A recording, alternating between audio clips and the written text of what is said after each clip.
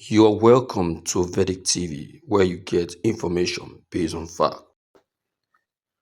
Nnamdi Kanu shocked everyone from DSS custody, exposes those behind his parents' deaths. See details. Good morning, everyone, and thank you for tuning in and listening to this another we got in here this morning. As our headline for this morning says that Nnamdi Kanu shocks everyone from DSS custody, exposes those behind his parents' deaths. See details. Well, following the struggle for the freedom of Biafra embarked by the leader of the indigenous people of Biafra, Mazi Nnamdi Kanu, many people have been arrested and detained in different security custodies across the country. Many people have tried and many people have died in the process, and some members of the Nigerian military has been seen on many occasions shooting innocent Biafran protesters, which have published by different international media outlets, including some media houses in Nigeria. Following the attack launched on his house by the Nigerian military in 2017, Mazi Nnamdi Kanu have released a powerful message concerning the way his father, mother, and some of his relatives were killed by the Nigerian military forces in his house at Isiama, Afaburuku, Umuahia, Abia State. Mazi Nnamdi Kanu directed his lawyer, Barrister Aloy Mako, to tell the whole world how the Nigerian military invaded his house, killed a lot of Biafrans, which led to the death of his parents. Well, this was contained in a statement issued by Mazi Nnamdi Kanu through his legal counsel Barrister Aloy Mako on his official Facebook page. While delivering his speech, he said that Mazi Nnamdi Kanu ordered him to issue a statement on his behalf and tell the world what he has been passing through from the hands of the Nigerian government for over 5 years. He revealed how the Nigerian military killed 28 people in cold blood and maintained that the trauma of what happened in his house led to the death of his parents. Rising from today, the routine's visitation with Mazi Nnamdi Kanu, he instructed his legal team to issue the following statements. He said, 5 years ago today, I lost my precious parents, the Royal Majesties Eze Sir Israel Uku Kanu and Lolo Ugochi Stanley. They sustained injuries, trauma from which they never recovered from the whistle of 28, and other innocent souls were killed just because the Nigerian army, without provocation, launched a deadly assault at our royal home with the sole intention of killing me. Continuing with his speech, he said that the annoying part of it is that the same Nigerian government that came to his house to kill him and his family members later tagged IPOB as a terrorist organization.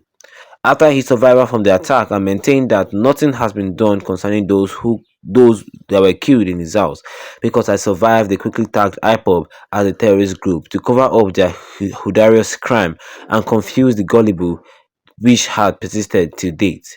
The best tribute is to never forget what happened to them and all who fell in defense of freedom at our home. The Abuja-based murderers and their complicit in Igbo land that ordered this hideous cold-blooded massacre of these innocent souls are still peddling lies against my legitimate right to freely agitate for Biafra as recognized by the laws of Nigeria. Well, going further, he said, similarly, Mazi Nnamdi Kanu have unequivocally stated that nobody can stop him from agitating for Biafra because it is his inalienable right that no one can stop him. Kanu, however, insisted that Nyako had no jurisdiction to try him, saying a lot of things are happening in the country which many people do not know. I agitate for Biafra. I agitate for Biafra. It is my right to agitate. They turned it from treasonable felony now to terrorism. She, Binta Yanko, has no jurisdiction to try me. None whatsoever. She stands rescued for my case. There are things that are happening in this country that a lot of you don't know. It's my duty to make that very, very clear for all of you today because the lies here are too much. And that was what I was said here concerning Thailand today this morning, which says here that Nnamdi Kanu shocks everyone from DSS custody, exposes those behind his parents' deaths. See details. Well, Nnamdi Kanu have said it all. He have said everything that he needs to say. Like, even recently said that he's not going to, he rather stay in jail and wait for a good judge, a good loyal judge that abides to the rule of law to come and try him because he does not, he lacks confidence in this Nigerian system of judgment. He just lacks confidence in Binta and the Abuja court. Well, Nnamdi Kanu is saying that the Nigerian government, the same Nigerian government that killed his parents, are the one now labeling him and IPOB as a terrorist group. They say that is just wrong. That is so absurd. Yes, that is so absurd. You killed somebody, you cannot even apologize for killing that person, or for the massacre that happened that day. They killed somebody, they killed a group of people. They run and labeled IPOB terrorist group just to cover up for the crimes that they did. I mean, they got to a point that was not back in 2021, where the Supreme Court found the Nigerian government guilty of these crimes and atrocities, and they were meant to pay. It was 10 million naira they paid to Nnamdi Kanu, saying, "Well, sorry, this and that." But you admitted that you did something wrong, and you are still labeling IPOB as a terrorist group. Even if you label that IPOB has not done anything wrong, IPOB has not killed, IPOB has not bombed, IPOB has not caused any destruction, and you are still stopping him from agitating, or you are still even like you are still even stopping him from getting his freedom. You see this stupid game that the Nigerian government is playing. It's not going to end in their favor. Let me just tell them, it's not going to end in their favor. I've always seen Americans say many people died in the process, as some members of the Nigerian military went to Nnamdi Kanu's house just to find Nnamdi Kanu. I mean, about 28 people died, and Nnamdi Kanu's family, father and mother, died the following day due to the trauma. I mean, can you even stand the sight of seeing people being gunned down in your face? I mean, the trauma alone can cause you to just lose everything. That is what Nnamdi Kanu's parents went through. That is what they went through at that particular day.